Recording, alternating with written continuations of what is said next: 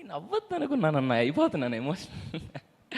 Yeah అన్న, నీ గురించి ఎంత థ్యాంక్స్ చెప్పుకున్నా తక్కువే, ఎంత మాట్లాడినా తక్కువే. థ్యాంక్ యూ సో మచ్ అన్న. నాలాంటి ఎంతోమంది యంగ్స్టర్స్కి ఇన్స్పిరేషన్ నువ్వు. యాక్టర్స్కే కాదు, చాలామంది డైరెక్టర్స్కి, రైటర్స్కి, ఇంకా చాలామందికి. I hope you would continue this. Thanks for everything అన్న. Thank you so much Nani అన్న. అసలు ఎక్స్పెక్ట్ చేయలేదు. మీకు తెలుసో తెలీదో, నేను